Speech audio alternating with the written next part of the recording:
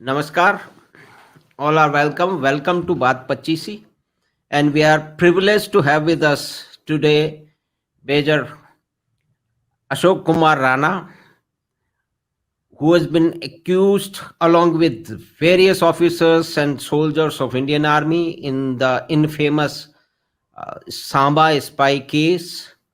And to discuss and help us in this discussion, we are privileged to have with us Senior Journalist Jagdish Sharma ji and Senior Advocate from Rajasthan High Court Amrit Sarolia ji.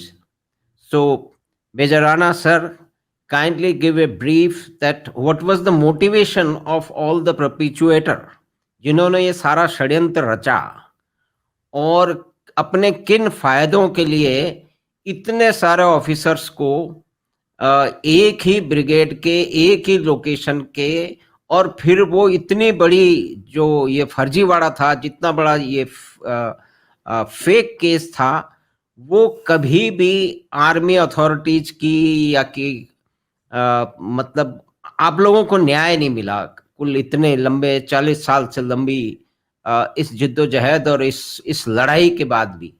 तो sir आप एक brief दें, फिर उसके बाद में इस बात को आगे बढ़ाते हैं। सब सांबा स्पाई केस का जो एक्चुअल हिस्ट्री है ये yes sir. You want me to speak in Hindi और इंग्लिश? दोनों चलेगा सर, आप जैसा भी कंफर्टेबल करें। We will be having both Hindi and English, no problem sir. तो आप हिंदी में शुरू करें, कभी भी आप अंग्रेज में भी कर सकते हैं। It is bilingual sir, no problem. So you are welcome to continue sir. Yes sir. So actually this case has started way back in 1974.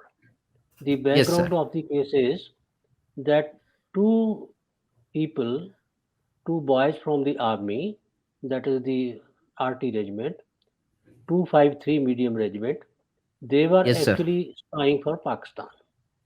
Now, one of them who got entangled earlier, his name is Sarvan Das, and the second one was from Aya Singh. And they both belong to a village near the border in the Jammu district. Yes, sir. Now, after they were enrolled by the Pakistan intelligence, these boys and they were working, they were giving information, getting some petty amount or whatever they were getting. And then one of the officer was Mr. A.K. Shavda. He was from the IB. And at that time, I'm talking of 1974, 76 to 78, I was there. So I was located at Samba in the brigade headquarters, that is 168 brigade. And I was friendly with almost all the intelligence agencies. I'll just put across that normal tendency is to hide the things, not to let anybody know about your operations and all, but I had a different view.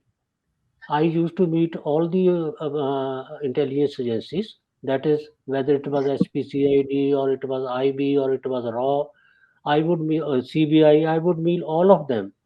And one of the main job of mine was to gain Pakistan intelligence. And for that, I had to have people from across the border, from within our own country. So for that purpose, I had met all these people, and one of the person who had helped me most, it was Thakur Jaswant Singh, at that time SPCID. And apart from that, Mr. A.K. Shavda, who was from the IB. Now, one of the village near the Pakistan border is Ala village, and I met. He was one. The sarpanch of that village. His name was Chaudhry Bhuta Singh. Now, Bhuta Singh, he was the one who has helped me rather. I was recommended to go to him. I said I don't have anybody, so I want some sources. So he gave me two people, and thereafter I continued the job of gaining Pakistan intelligence.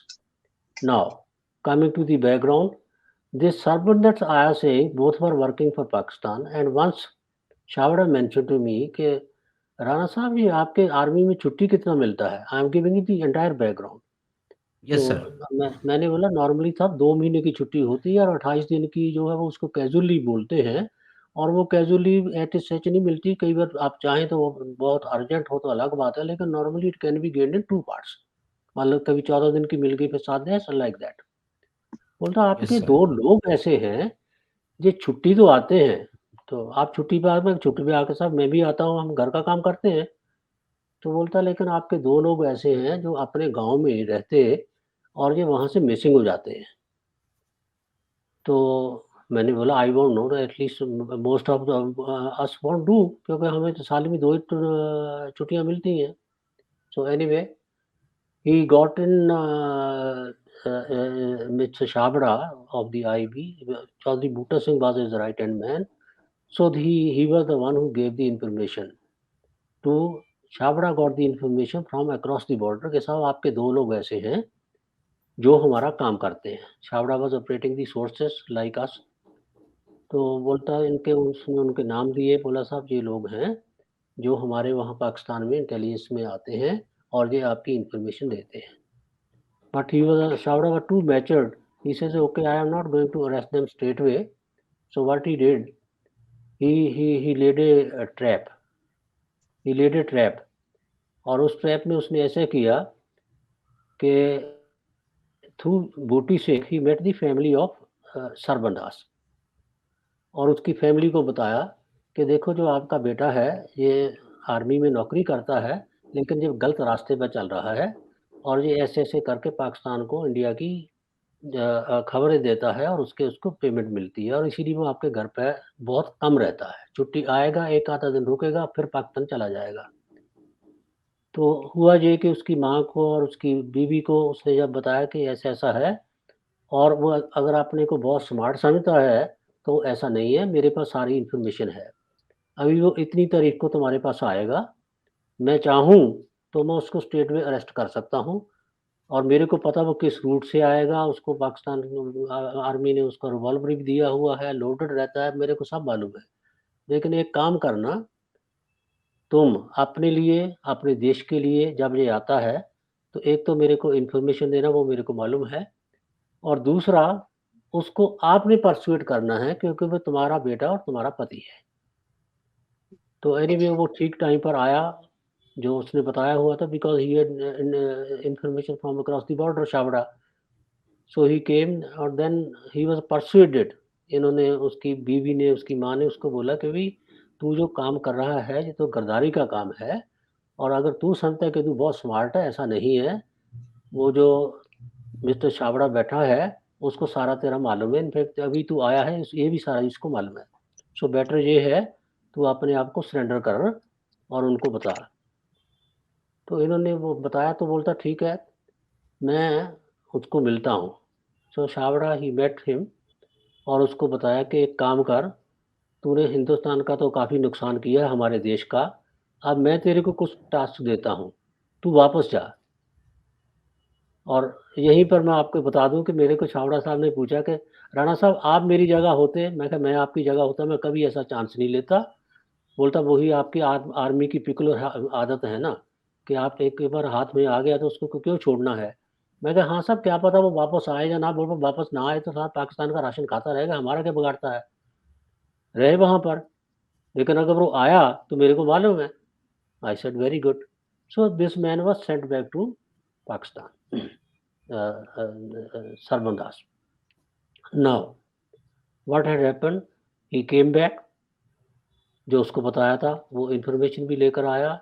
In between जो मैं आपको और बताना चाहता हूँ, जी sir. Before he met Chhabra the orders, but then he approach the army authority कि आपके जो 2 जवान हैं ये ऐसे-ऐसे काम कर रहे हैं।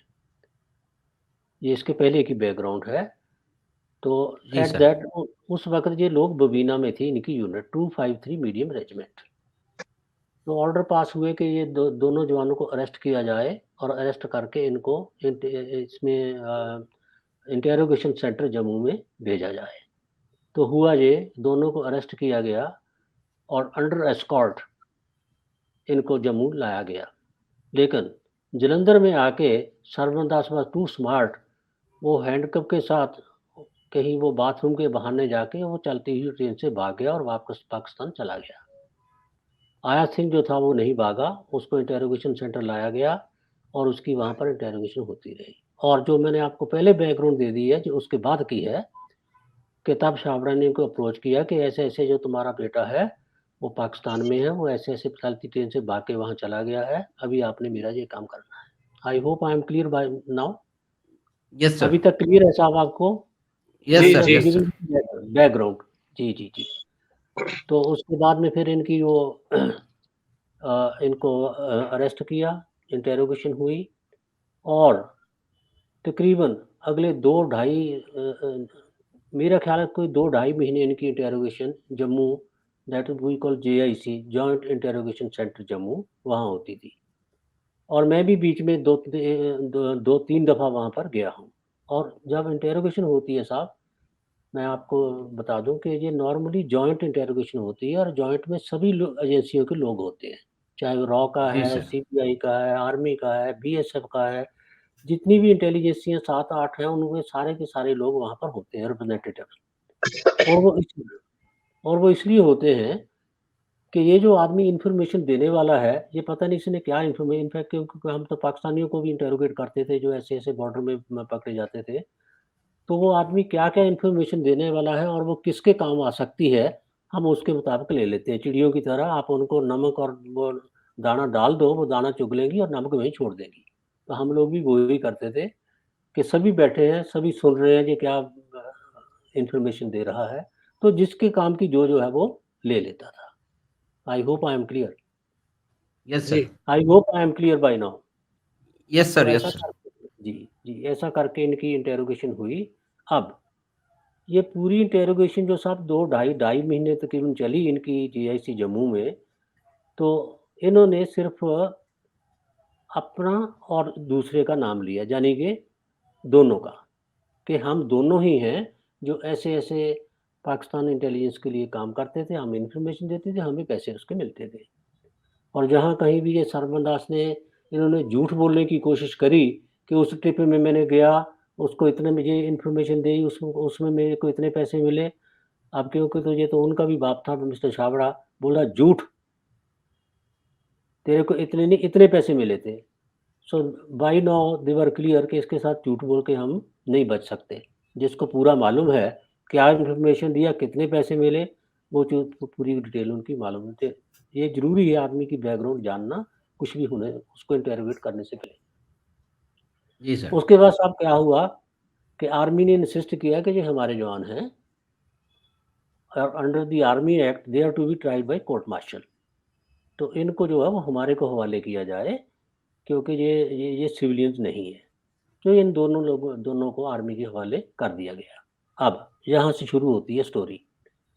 जब आर्मी ने टेक ओवर किया तो इनकी जो इंटेरोगेशन करने वाले थे, उनमें था एक कैप्टन सुधीर तलवार, मेजर एससी जॉली और कर्नल मदान। ऐसे करके ये 5-6 लोग थे, जो उस वक्त कोर हेडक्वार्टर जो कि नगरोटा में है, जम्मू से थोड़ा आगे, तो वहाँ से आते थे इनकी इंटेरोगेशन करने के लिए।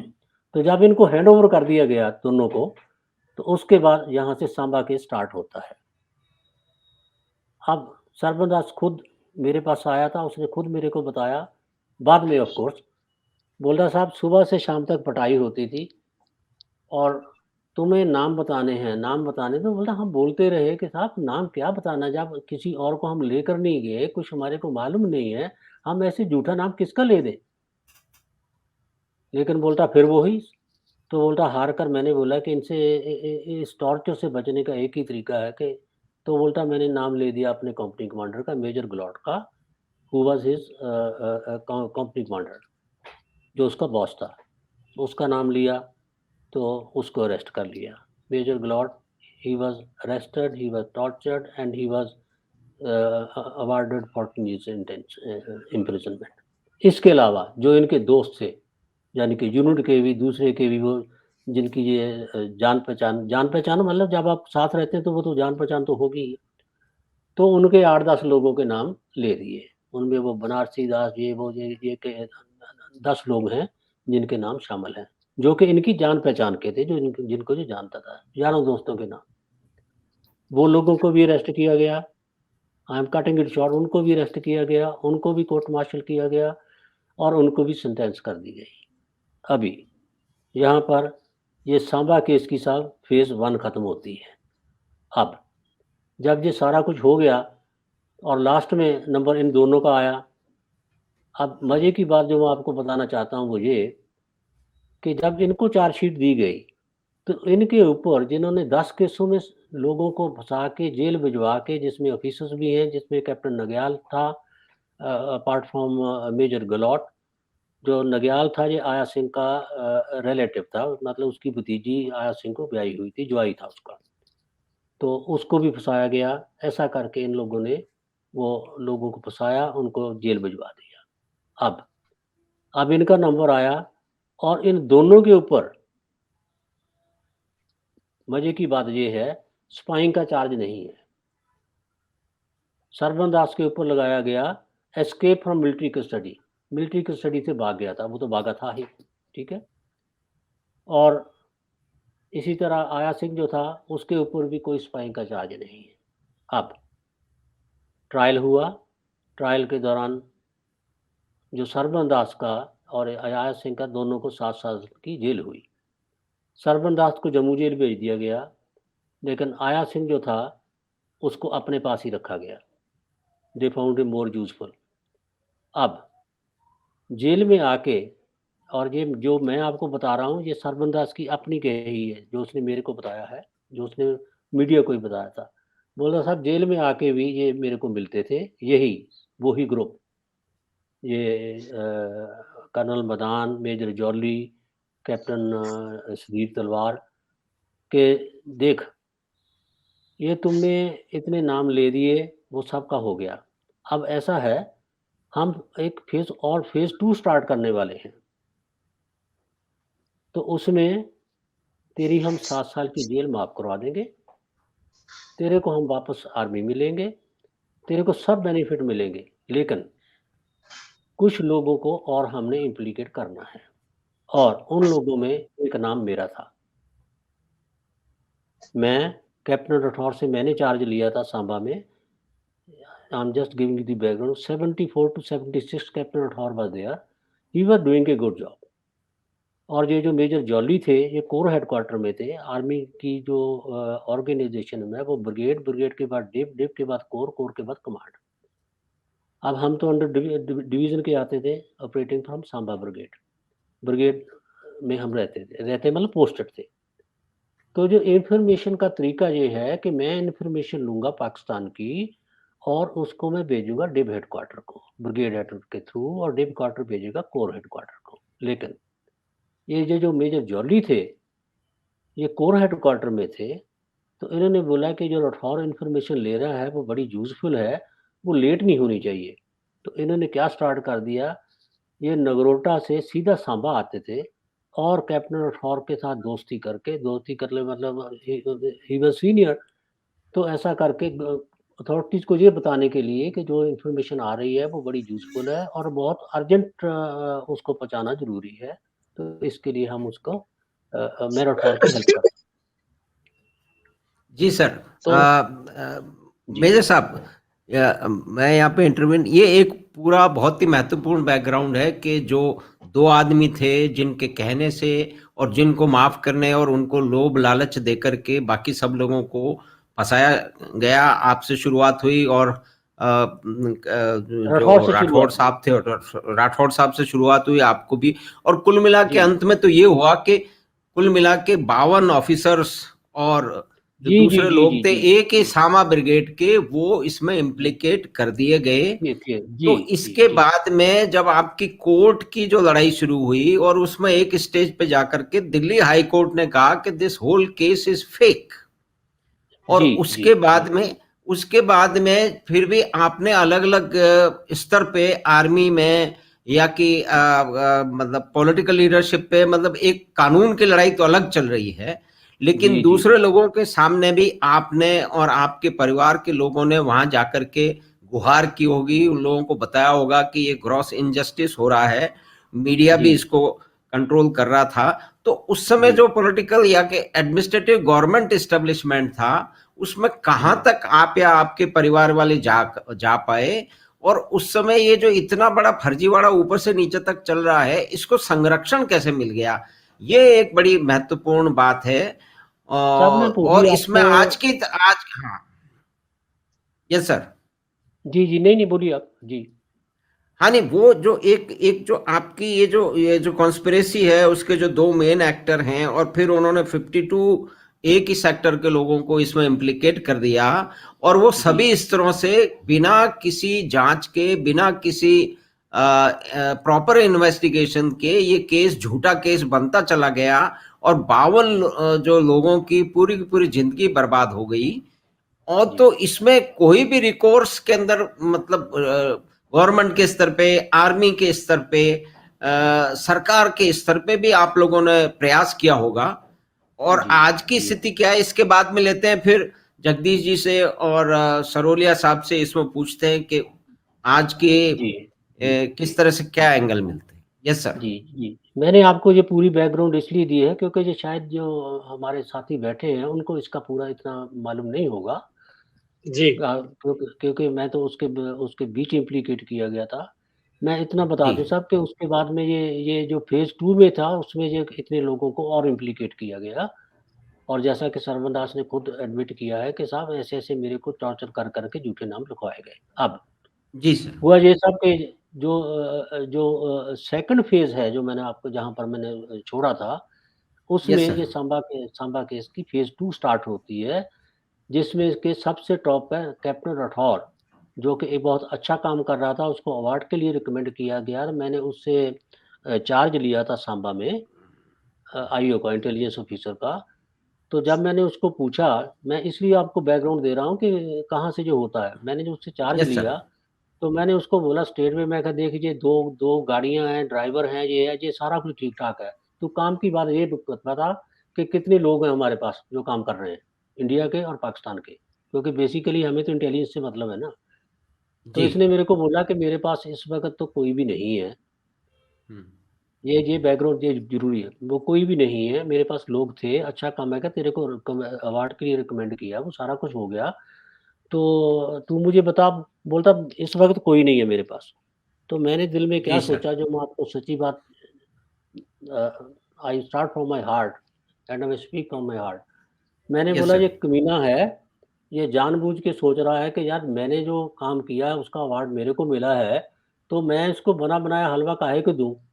ये अपने आप मेहनत करे और बनाए और करता रहे। आई मीन जी। I am giving you the background. Hmm. तो मैंने बोला ठीक है, ओके, कोई बात नहीं है, मैं देख लूँगा। उसके बाद साहब जैसा भी हुआ, मैंने सोर्स क्रिएट किए, मैंने भी अपना काम किया और अच्छा काम किया and it was appreciated by the authorities. और वो काम करने के बाद में मैं वापस अपनी बटालियन में चला गया, 7th जाट, जो कि उस वक़्त नौशहरा में थी। अब नौशहरा में जाने के बाद में फिर ये स्टार्ट होता ऑन 27th अक्टूबर 1978 मेरे को सडनली बुलाया जाता है। बोर्ड ऑफ ऑफिसर्स का मैं प्रिजाइडिंग ऑफिसर था। मेरे को बुलाया जाता है और ब्रिगेड कमांडर बोलता है कि major Ashok Kumar Rana you are under arrest. मैं कहा फॉर व्हाट? For what? बोलता I am sorry, I do not know your charge. मैं कहा sir, if you do not know what is the charge against me, you can not put me under arrest. Army act is very clear, you have to tell what is your offence. I forget about Army Act. Even otherwise, if you take any person in the custody, you have to tell him what have you done. तो anyway वो कुल मिला के सब arrest किया गया, कोई charge नहीं बताया गया and I was brought to interrogation centre Delhi cantt and thereafter the torture started and all that. Now अभी जो बैकग्राउंड आप जानना चाहते थे कि उसके बाद में इन्होंने मेरे को वहाँ पर टॉर्चर किया इंटेरोगेशन सेंटर में। और और वो टॉर्चर ऐसी थी साहब कि it was really for 7 days and 6 nights, 7 दिन और 6 रातें कंटिन्यूअसली मैट था, उसके ऊपर नया मैट था और उसके ऊपर कंकड़ छिड़के हुए थे। पीछे में एक हाईलाइट बल्ब था 1000 वाट का और शायद उसका ज़्यादा का रहा होगा। सामने मिरर था और उस मिरर में देखना है और 100 डाउनवर्ड्स काउंटिंग करनी है, उल्टी गिनती करनी है एंड लाइक दैट। तो साहब 7 दिन और 6 रातें हो गई। लेकिन वो कुछ नहीं निकला। बीच में मेरे को तीसरे चौथे दिन टॉर्चर के लिए ले जाते थे, वहाँ पर वो टॉर्चर करना, और हार कर फिर ये कैप्टन राठौर को बुलाया गया 7वें दिन कि बताओ इसने क्या किया है।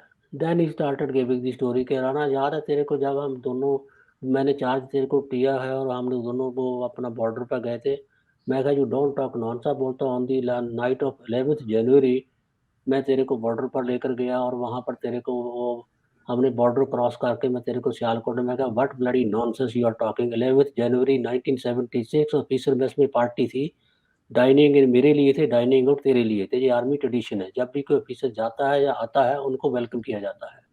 तो मेरा वेलकम था कि तू आ गया है, और इसके लिए सी ऑफ पार्टी थी। और ये बाद में सब कोर्ट में भी जो आपने बात कही है, ये हाई कोर्ट में भी आई, और वहाँ पर जो हाई कोर्ट के जजेस थे वो हंस रहे थे। तो उसने अपना जो आर्मी का था सोलिसिटर जनरल मिस्टर प्रसारण, जी अभी मैं कई बार उसका नाम सुनता हूँ, बोल रहा प्रसारण इन दैट केस मेरे ख्याल में there must be 2 sets of Rana and Rathore. एक वो सेट जो ऑफिसर मेस में पार्टी अटेंड कर रहा है और वो पार्टी रात को 12 बजे खत्म होती है, और एक दूसरा सेट है जो तुम्हारे मुताबिक रात के 9 बजे बॉर्डर पे जाता है और क्रॉस करता है और पाकिस्तान में जाता है, मेजर खान को मिलता है, वहाँ उसको पैसे दिए जाते हैं। अरे बोलता बेवकूफ़, एक जेब कतरा भी अगर किसी को कॉन्फिडेंस में लेना चाहता है, वो भी 10 बार उसको पहले आजमाएगा कि मैं इसको कॉन्फिडेंस में लूँ या ना लूँ, कहीं ऐसा ना हो कि साला मेरा भी पोल पुलिस के पास खोल दे। एक इंडियन आर्मी का ऑफिसर जिसको इतनी ट्रेनिंग दी गई है, वो राठौर को कभी ज़िंदगी में मिला नहीं है, और राणा राठौर से सीनियर है, और बोलता है एक सीनियर ऑफिसर को एक जूनियर ऑफिसर एक दिन मिलता है पहले दिन, और उसी दिन उठा के उसको बॉर्डर के पार ले जाता है। बोलता दिस इज अनइमेजिनेबल। ये बोलता ये परियों की कहानी को भी मात करने वाली कहानी है मिस्टर प्रसाद। बोलता नो योर लॉर्ड, बोलता no no we have got your point. तो उसके बाद साहब this I am giving the this high court background. उसके बाद में सब केस चला था हाई कोर्ट में, it went on for number of years, और कुल मिला के सब हुआ ये कि कोई 1.5-2 साल के बाद ये केस वापस उसी बेंच के पास आ गया जिन्होंने इससे डील किया था। तो उन्होंने बोला कि भाई ये केस तो उनमें एक जस्टिस रामामूर्ति थे और चीफ जस्टिस देवसू या ऐसा कुछ नाम था। तो उन्होंने बोला जी सांबा केस तो हम पहले भी सुन चुके हैं, ये अभी तक ऐसे चल रहा है। तो होता क्या था साहब, जैसा कि गवर्नमेंट के वकील करते ही हैं, जब भी केस आएगा, your lordship my so and so has not come, number one तो 90% वो खुद ही मिसिंग होगा। Sir this learned solicitor general is not available, he is in the court. Anyway कुल मिला के ये हुआ कि शायद किस्मत ने थोड़ी हेल्प करी। वो बोलते हैं कि ये पहले भी हमने सुना था, हमारे बेंच के पास आया था, और तब भी हमें यही एक्सक्यूज दिया गया था, okay from now onward Samba case will start at 2:30 every day till it is finished.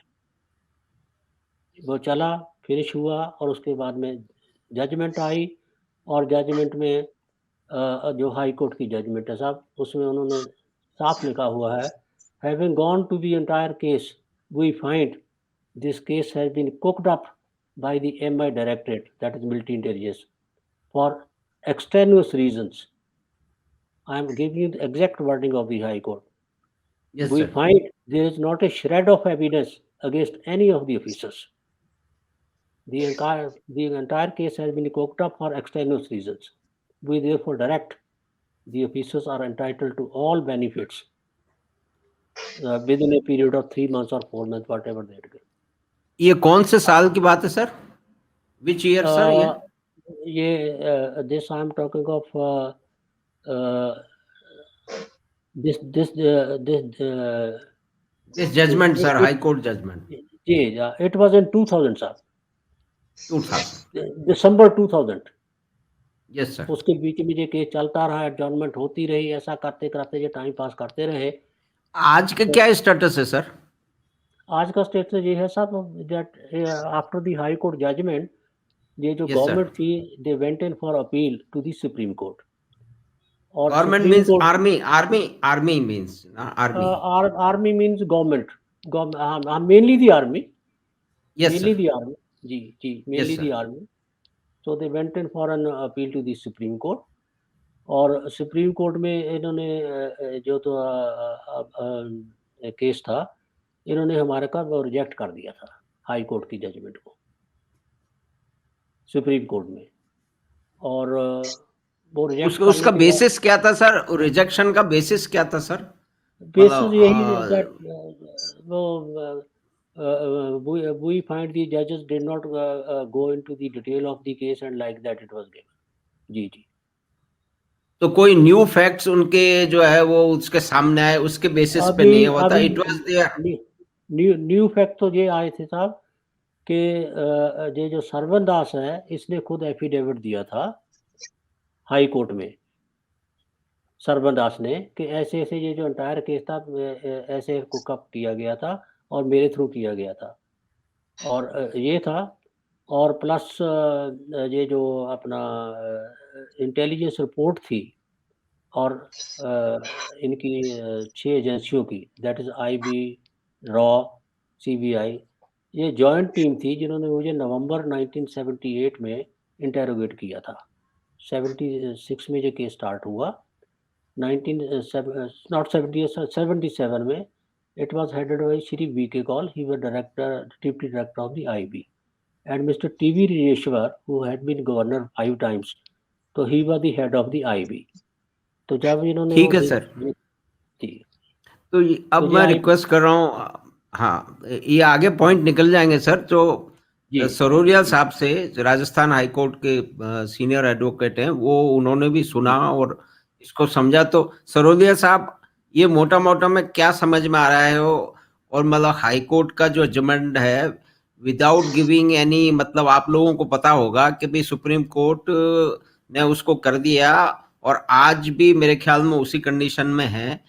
तो आप जी क्या समझ रहे हैं, या कोई और पॉइंट आप मेजर साहब से समझना चाहें इस बारे में?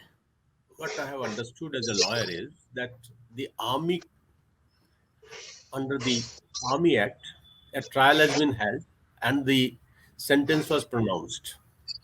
Against that, the sentence was reversed by the High Court.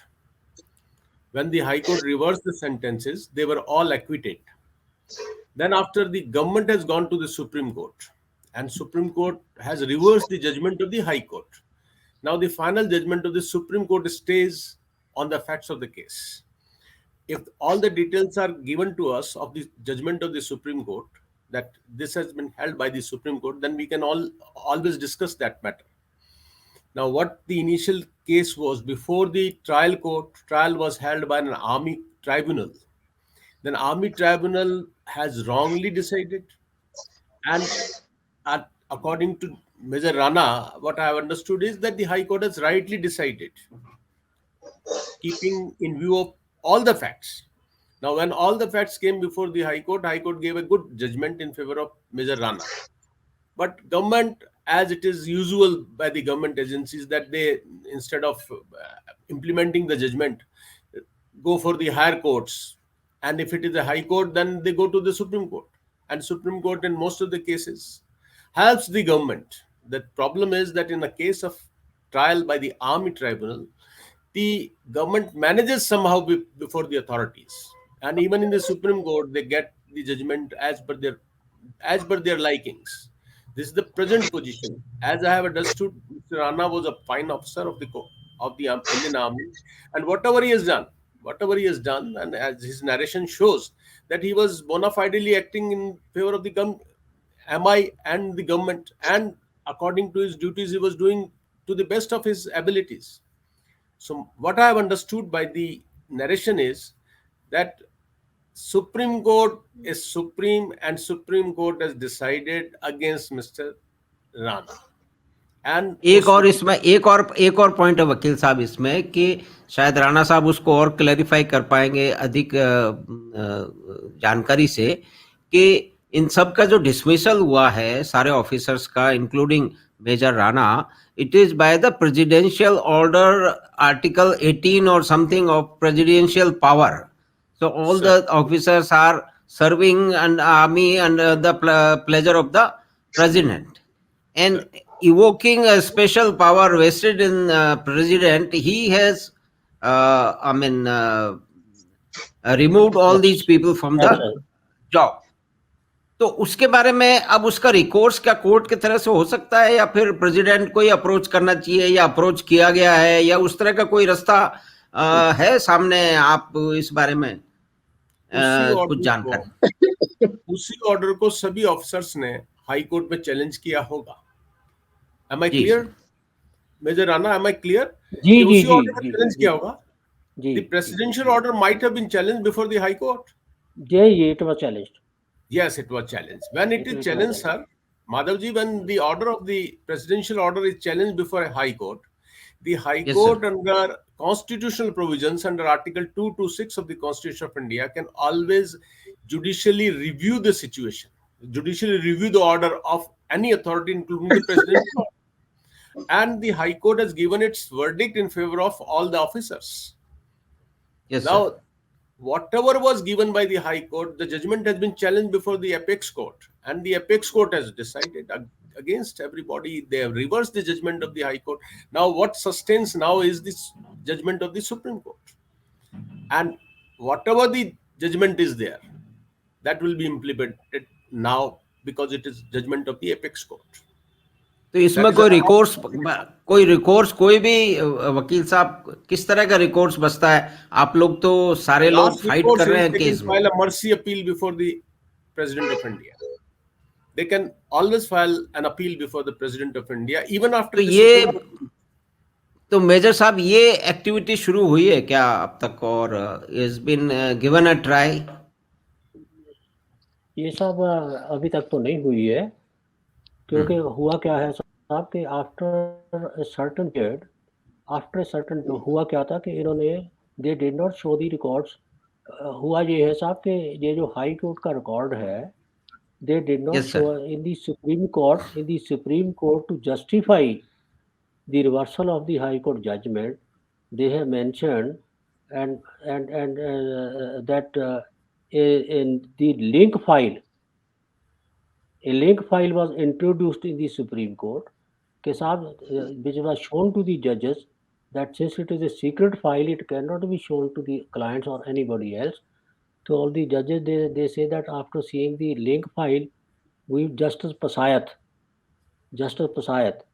who happened to be the High Court Chief Justice at that time, he is the one who was in the Supreme Court now.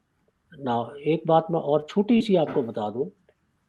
Yes One sir. of the Havaldar, his name was Ram Swaroop. After 3 days custody, this man was killed in the died due to the torture.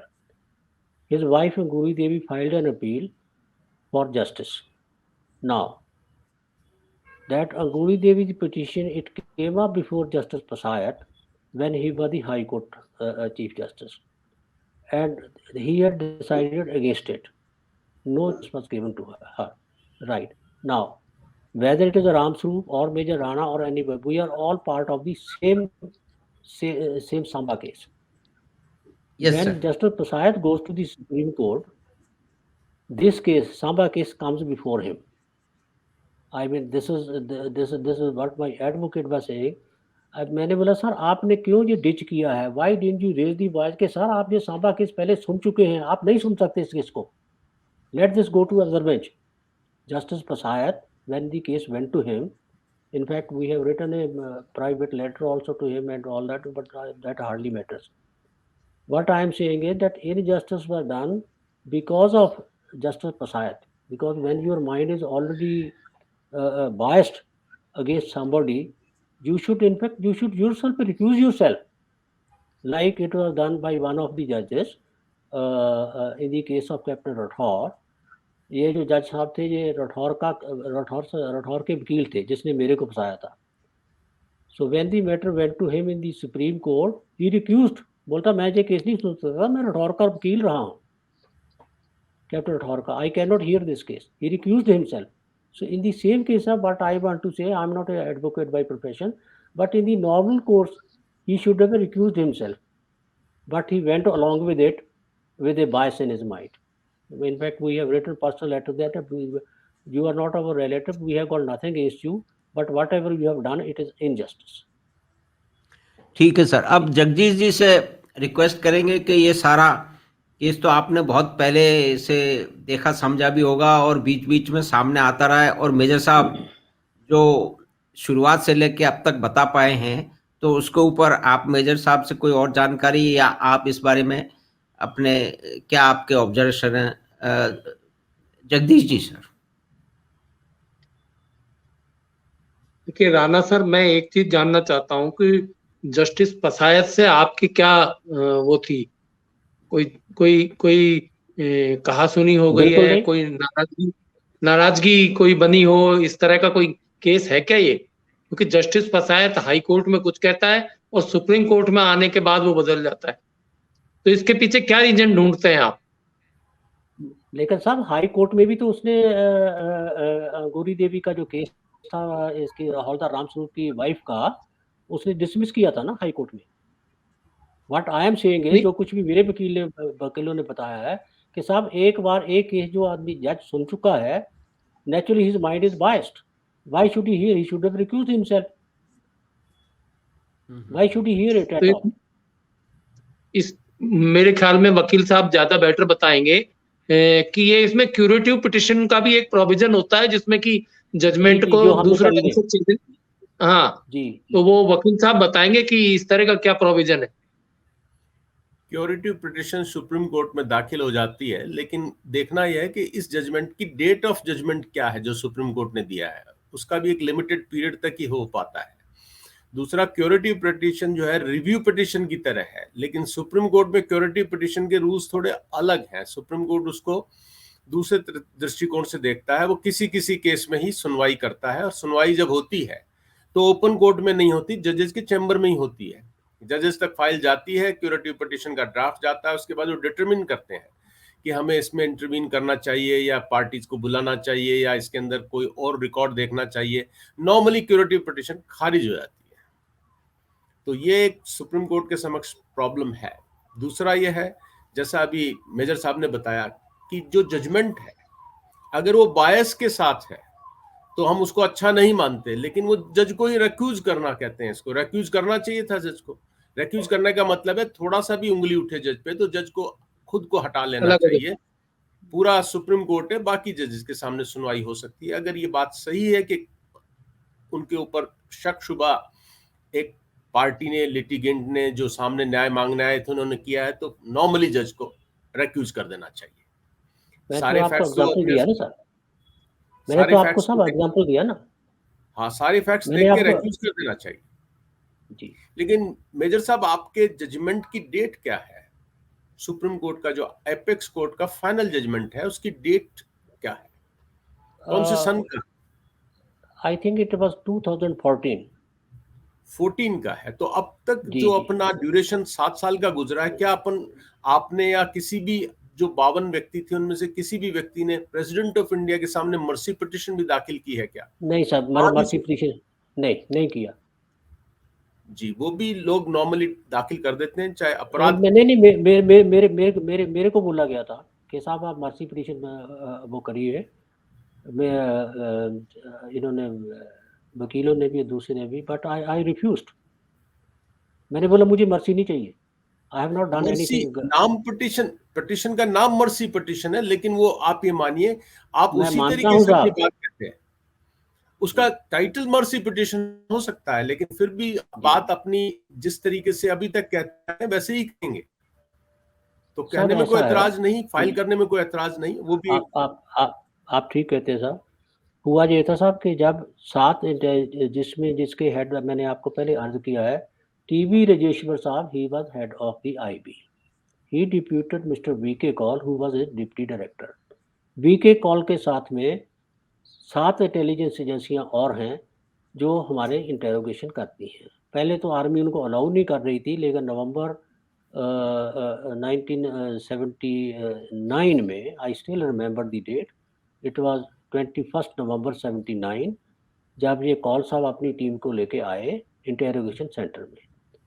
तो मैंने वहीं पर बता दिया कि साहब आप ऐसा करिए, आपने जितनी इंटेरोगेशन करनी है कर लीजिए, क्योंकि मैं तो पहले इतनी टॉर्चर सहन कर चुका हूँ कि nobody believes that a person can remain standing for 7 days and 6 nights continuously. और जो कि इसने ब्रिगेडियर गलेवाल जो कि हेड था इसका, वो तो कहता था just I am sorry I am taking the little case sideways. मेरे को बोलता कि मैंने बोला सर ऐसा है, जब ये 7 दिन 6 रातें हो गई थी और उसके बाद में ये आपने देखा कि इतनी टॉर्चर के बावजूद भी इस आदमी से कुछ निकल नहीं रहा है, तुमने वो कर लिया, तुमने पाँव मेरे वो जो है वो इतने ब्लीड कर चुके थे कि उसमें से वो ये नज़र नहीं आता था कि ये आदमी के पाँव हैं या हाथी के पाँव हैं, लाइक दैट। तो मैं कहा इतनी टॉर्चर के बावजूद भी आपको ये नहीं यकीन हुआ कि यार अगर इसमें कुछ होता, अगर मैंने किया होता, मैं तो पहले दिन बोल देता why should I undergo such torture के हाँ साहब मेरे से हुआ है। बोलता सच ये है आई वाज तो मैं कहा आपने राठौर को बुला के जो डिक्टेशन करवाई कि I went with him on the 11th January 76 which has been proved to be wrong in the high court, क्योंकि 11 जनवरी को पार्टी जैसा मैं बता चुका। नहीं बोलता राणा बात क्या है कि I was fully convinced that you are innocent. मैं कहा सर नॉट ओनली, बोलता I knew you are innocent. मैं कहा if you are knew why were you doing it. तो मैं कहा उसको पहले बुला के करवा देते। नहीं, बोलता हुआ क्या था कि 7 दिन के बाद डॉक्टर ने मना कर दिया था कि साहब ये आदमी जिस कंडीशन में है, पता नहीं इसमें कौन सी गट्स हैं क्या है कि जिस तरह ये खड़ा है जो जितना ये सहन कर चुका है, ये सर एक हवलदार रामस्वरूप आपने मार दिया है, और अगर ये भी मर गया तो मैं आपको सपोर्ट नहीं कर पाऊंगा। तो बोला तब मैंने बोला था एक काम करो और राठौर को बुला के इसको डिक्टेशन करा दो, अगर नहीं भी लिखता ब्लैंक पेपर पे इसके साइन ले लो, बाकी हम अपने पे टाइप कर लेंगे। So this is what I wanted to give you the background, this is what was happening. तो सर इसमें ऐसा भी हुआ कि आप लोग और आपके परिवार के लोग, महिलाएं और सब लोग डिफेंस मिनिस्टर साहब के पास भी शायद गए, और शायद एक बार मुझे याद आ रहा है आपसे बातचीत हुई थी कि प्राइम मिनिस्टर के पास भी जो लेडीज हैं उनका डेलीगेशन, हाँ वो आप गई, तो वो सब क्या हुआ और उनका क्या इस बारे में, क्या उनकी प्रतिक्रिया क्या थी, उनका क्या what was their reaction to this? हुआ सब पहले तो ये मैं ये पहला पार्ट कंप्लीट कर दूं कि जो 7 एजेंसी जिसमें ये 7 इंटेलिजेंस एजेंसियों की ये जो रिपोर्ट थी, it went to the IB, and IB is the right hand agency of the PM। तो ये PM को जब रिपोर्ट दिखाई गई कि साहब this entire case is a fraud, हमने इनको ऑफिसर्स को इंटेरोगेट किया है, and in my case I was interrogated for 5 days using lie detector. तो बाद में वीके कौल साहब ने बोला, एक आर्मी का रिप्रेजेंटेटिव भी था कर्नल वहाँ पर, मेजर संधू करके था उसका नाम, बोल रहा संधू बहुत बड़े फ्रॉड हम पुलिस वाले भी करते हैं, मैं खुद IG रह चुका हूँ राजस्थान में, लेकिन ये तेरे जैसा फ्रॉड जैसा तुमने किया है, अरे बोलता बाकी छोड़ो, हमारी पूरी टीम की बात छोड़ो, ये लाई डिटेक्टर 120 क्वेश्चन हम राणा से पूछ चुके हैं कि एक भी ग्राफ उसका ऊपर नीचे नहीं है। Even the lie detector says he is innocent, team says he is innocent. वो बोला सर मेरे को कुछ पता नहीं इसके बारे में। Anyway the report went to the prime minister, my wife had met her, तो around that time she was not in government, जब ये 1980 में हुआ था। तो उनका तो वो जवाब जैसा पॉलिटिशियन का होता है कि बेटी इन्होंने मेरे विरुद्ध करके मेरे को कुर्सी से उतारा हुआ है, मैं तो अपना केस खुद लड़ रही हूँ, but anyway I will see what can be done. और जब वो पावर में आ गई तो again my message went to her, तो फिर जवाब यही था कि आप अपना जो भी है कंप्लेंट वो मेरे PA को दे दीजिए, I will see to it, जैसा ये होता है ये सब। जी आप कुछ और पूछ रहे थे मेरे से? हाँ जी, आप डिफेंस मिनिस्टर के पास भी गए थे। अच्छा, कभी आर्मी में हाई ऑफिसर्स के पास कोई जाने का सिस्टम या कोई प्रोसीजर वो भी एग्जॉस्ट हो गया या बाकी है, किस तरह से क्या? नहीं सर, आर्मी ऑफिसर का जहाँ तक सवाल है, even in the high court जब मैंने पिटीशन फाइल करी थी, who gave the judgement in our favour, तब भी इन्होंने बोला था that the officer should go to the chief of the army staff first, क्योंकि दिस इज द चैनल। तो मेरे एडवोकेट साहब का कहना यही था, बोला sir I have got no faith in the army, क्योंकि अगर उनको जस्टिस देना होता तो आई don't think the officer would have suffered this much. Anyway that procedure we had availed. और आर्मी में साहब मैं आपको बता दूं ये ऐसे होता है, जो एक ने कर दिया है तो nobody wants to touch it. हुआ ये था जो आप कह रहे हैं मेरे मिसेज गए थे। उस वक्त general OP Malhotra, he was the chief of the army staff, he was an artillery officer. और ये जो ओपी मल्होत्रा साहब हैं, मैं इनका आपको बता दूं, जब कौल साहब उनके पास गए थे मल्होत्रा साहब, उस वक्त जनरल गौरी शंकर, जो नाम आपने सुना होगा, बाद में एडवाइजर रहा गवर्नर का पंजाब में, when the trouble was ji sir. Militancy was going on. तो जी ये सर। जनरल गौरी शंकर जो था, उनको मैं she went to general Malhotra, और जैसा कि होता ही है, वो इंटरव्यू देने से इनकार कर दिया। Then she stood in front of a car, बोलती ठीक है आप ऊपर से कार ले जाइए। Then he called her, then sent her to general Gauri Shankar. बूटी मेरे बेटे को तो बेटा पता नहीं है केस का, जनरल गौरी शंकर दी डीएमआई दी डायरेक्ट मिलिट्री इंटेलिजेंस।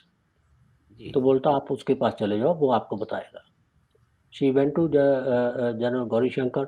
तो और वहाँ पर जो हुआ था, general Gauri Shankar he was our GOC, general officer commanding of our division Yol camp.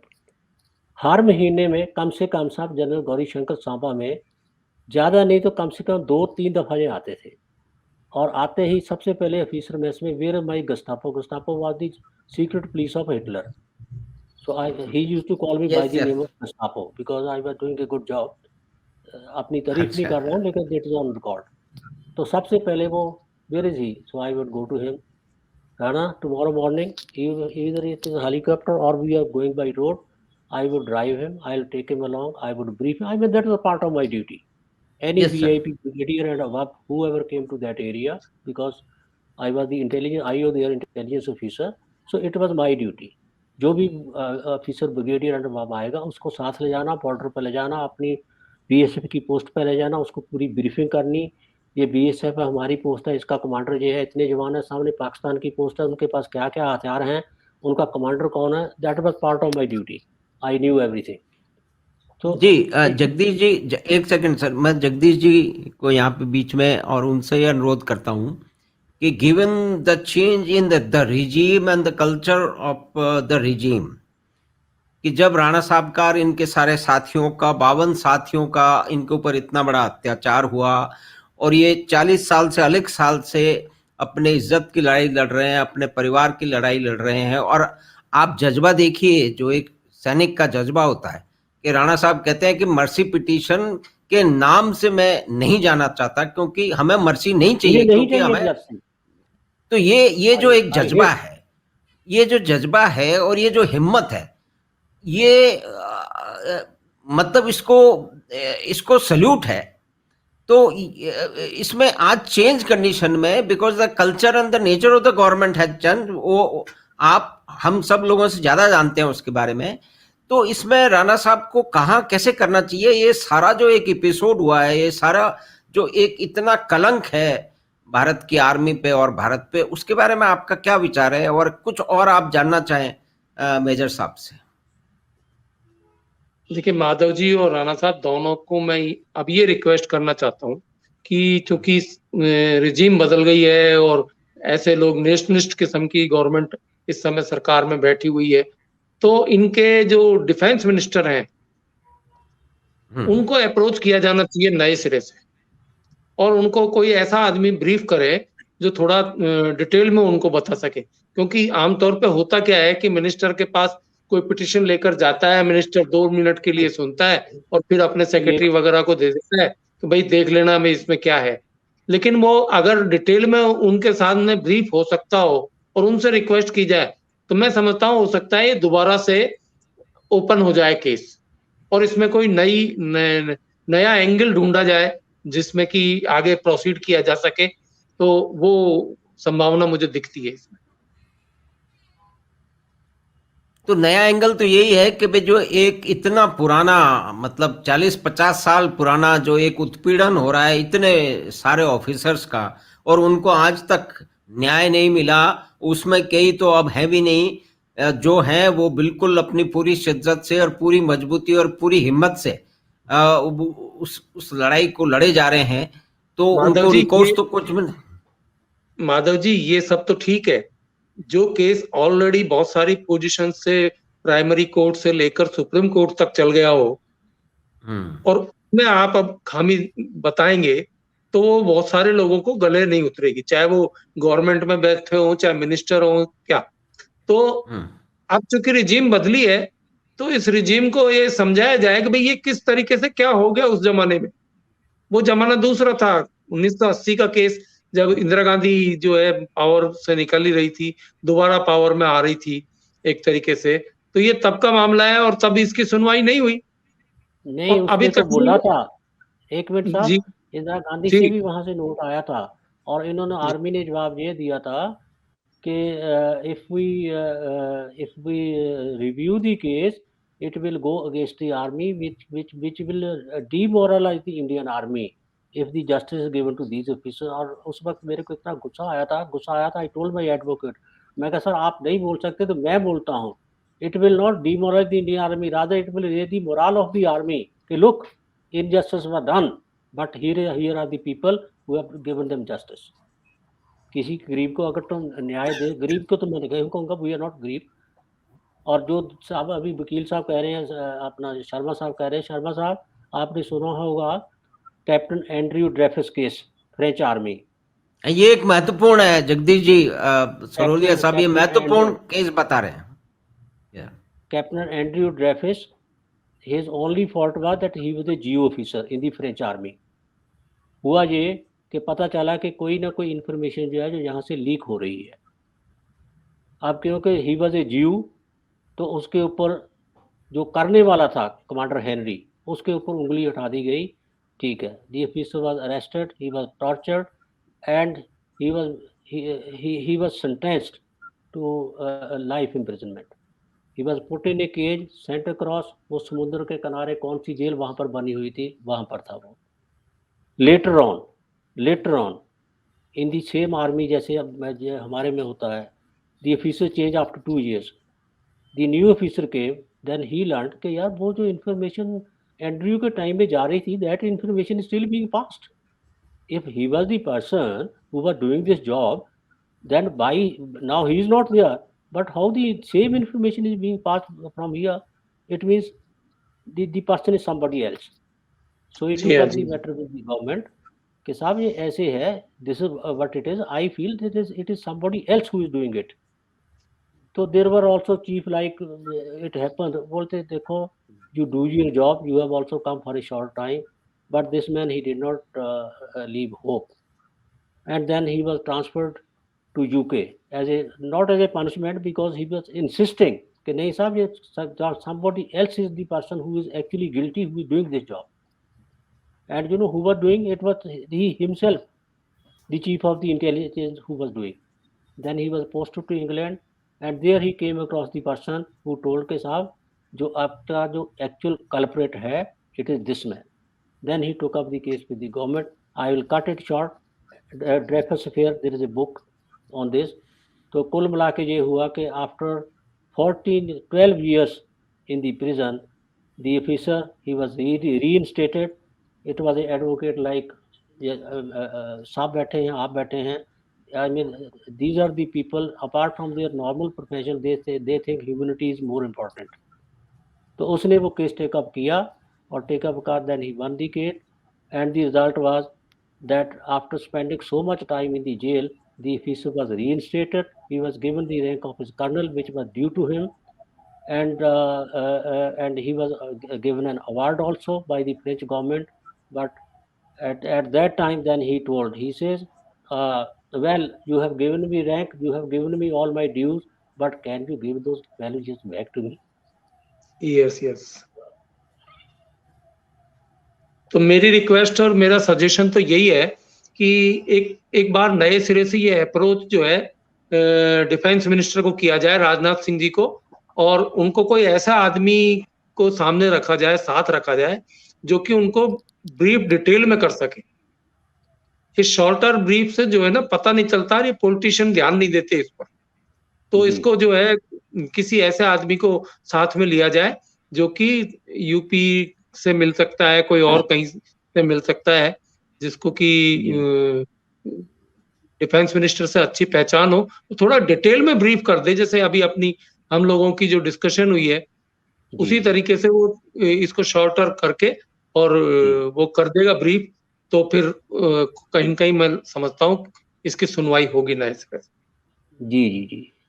हम तो वही चाहते हैं साहब के in fact those who are the real culprits they have got away with awards. और मुझे दुख होता है आपको बताते हुए कि यही brigadier Grewal when he told me, मैंने आपको बताया, बोलता I know you are innocent but I can't leave you. मैं कहा why can't you leave me, why don't you go to the government, why don't you tell general Gauri Shankar. जैसे मेरी wife ने बताया था, बोलती तुम वही गौरी शंकर हो ना जिसको जिसको मेरे हस्बैंड साथ लेके बॉर्डर पे जाते थे, कभी हेलीकॉप्टर में कभी जमीन के ऊपर, उस वक्त तेरे को कुछ भी नजर नहीं आया। नहीं बेटी, आपको बोलती तू एक डिप कमांडर है, उस डिवीजन का कमांडर है, you are the head of that, in fact you are the first one who should be arrested. तेरे डिवीजन के अंदर तेरे एक ब्रिगेड में इज इट पॉसिबल कि 40 लोग एक ही ब्रिगेड के ये काम करते हो? साहब मैंने भी सोर्सेस ऑपरेट किए हैं, अगर एक आदमी लाहौर का है तो दूसरा रावलपिंडी का है तो तीसरा पेशावर का है, वो कभी भी एक दूसरे को एक ही आइडेंटिटी नहीं बताते हैं, क्योंकि अगर एक पकड़ा गया वो दूसरे का नाम ले देगा। I mean it is a matter of common sense, you forget about intelligence, it is a matter of common sense. आप कभी नहीं बताएंगे एक दूसरे का नाम। तो इज इट पॉसिबल कि एक सिपाही से लेके एक ब्रिगेड कमांडर तक एक ही ब्रिगेड में, अरे सांबा ब्रिगेड में ऐसा रखा ही क्या है जिसके लिए तुम्हें एक सिपाही से लेके ब्रिगेडियर तक वो तुम्हारी इंफॉर्मेशन पाकिस्तान आर्मी इतनी बेवकूफ इंटेलिजेंस बैठी हुई है कि वो साला पूरे ब्रिगेड को फीड करेगी जो इंफॉर्मेशन मैं हाँ, ये हंसने की बात लगती है, बिल्कुल ठीक है। जी मैं बताता हूँ, क्योंकि मैंने इंटेलिजेंस ऑपरेट किया। I use to try to get hold of a person from the head office. Head office में प्रेफरेबली कोई क्लर्क बैठा है, क्योंकि उसके पास पूरी इंफॉर्मेशन रहती है, जितनी चीजें लिखा पढ़ी जितना कुछ है वो उसके थ्रू जाता है, क्योंकि मैंने ऑपरेट किया है, मैंने खुद पाकिस्तान से फाइल मंगवाई है। तो हम ऐसे की आदमी को पकड़ते हैं जो कि हमें इंफॉर्मेशन है। तुम्हें उसके लिए पूरे ब्रिगेड को पूरे उसको बताने की जरूरत नहीं है, एक स्कूल की इंफॉर्मेशन चाहिए। You will not get from a PN to the principal, you will never do it. कोई भी ऑर्गेनाइजेशन ले लो साहब, अगर मुझे हाई कोर्ट की इंफॉर्मेशन चाहिए मैं किसी क्लर्क को पकड़ूंगा, मैं एक जज से लेके चीफ जस्टिस तक थोड़ी पकड़ूंगा साहब। I am talking of common sense.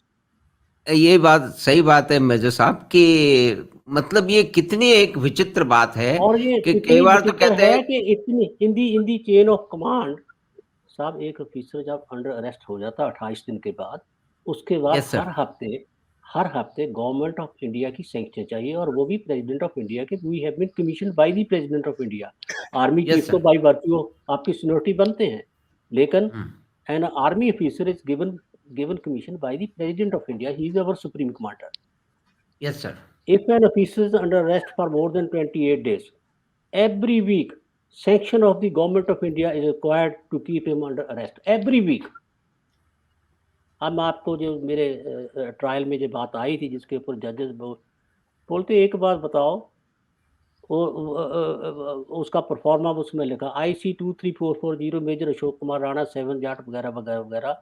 उसके बाद में ऑफेंस उसके आगे लिखते हैं not known, reasons for delay, case being investigated.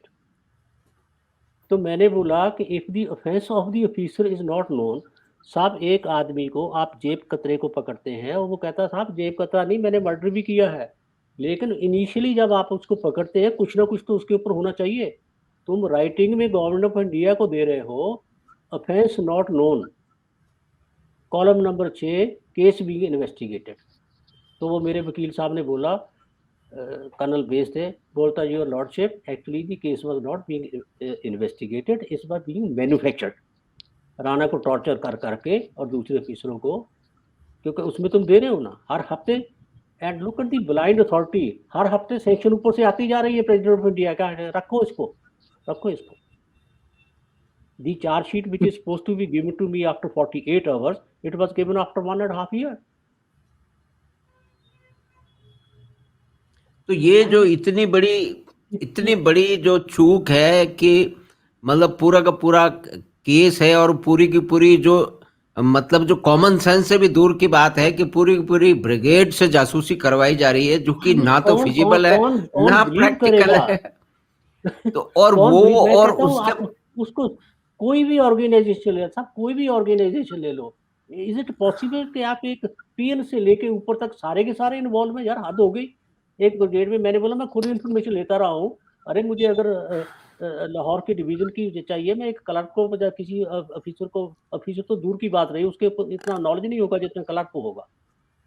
I mean you get ये होल्ड ऑफ ए बात पर्सन, ये बिल्कुल सही है। और दूसरी बात मैं बिल्कुल इलॉजिकल, टोटल इलॉजिकल है। और मेरे ख्याल में अगर किसी भी संस्थान में, वेदर इंडियन आर्मी और any other department of the government और कोई भी हो, if such gross misinformation or cooked charges are leveled against a person, a number of person, 52 people, and that is going on and never been found and caught and corrected in last 40 plus years, this needs something like a मतलब hauling of the, I mean having a re-look at the मतलब this legal system or conviction system or interrogation or whatever is called in the army. I mean this can be it was a wake up call for long back.